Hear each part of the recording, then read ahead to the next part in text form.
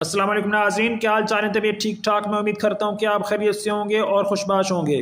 ناظرین، آپ کو اپڈیٹ میں دیتا چلوں، وہ یہ کہ اسرائیل کی ہٹ دھرمی برقرار ہے اور اسرائیل نے کہا ہے کہ وہ رفح کراسنگ کو بھی نہیں کھولے گا، اور اس نے کہا ہے کہ غزہ کے لیے امداد میں کمی کی جائے۔ تفصیلات کی جانب بڑھتے ہیں۔ اسرائیلی میڈیا کے مطابق یہ فیصلہ اس وقت تک برقرار رہے گا جب تک حماس تمام اسرائیلی یرغمالیوں کی لاشیں واپس نہیں کرتی۔ اسرائیل نے غزہ جنگ بندی معاہدے کے باوجود اعلان کیا ہے کہ رفح کراسنگ کو بند رکھا جائے گا اور غزہ جانے والی امداد کو کم کیا جائے گا۔ اسرائیلی میڈیا نے بتایا کہ سیکیورٹی حکام اس نتیجے پر پہنچے ہیں کہ حماس کی جانب سے یرغمالیوں کی لاشوں کی تلاش میں کسی خاطر خواہ کوشش کے شواہد نہیں ملے۔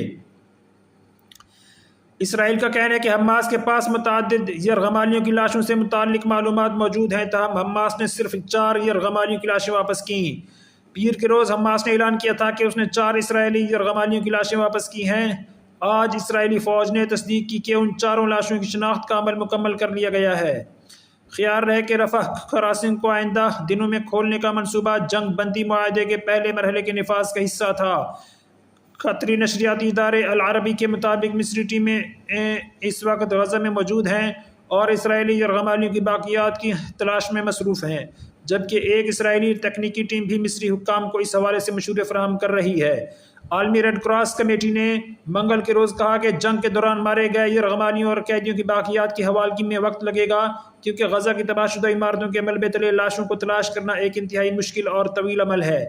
دوسری جانب غزہ میں حکام کا کہنا ہے کہ جنگ کے دوران ہلاک ہونے والے فلسطینیوں میں سے 45 کی لاشیں غزہ کے ناصر اسپتال پہنچ چکی ہیں۔ اسرائیل کے قبضے میں اب بھی 7 اکتوبر 2023 سے اب تک ہلاک ہونے والے درجنوں فلسطینیوں کی لاشیں موجود ہیں۔ ناظرین، ویڈیو دیکھنے کا شکریہ۔ میری مزید ویڈیوز اور اپڈیٹس دیکھنے کے لیے میرا چینل لائک شیئر سبسکرائب ضرور کریں۔ مجھے دعا میں یاد رکھیں۔ اللہ حافظ۔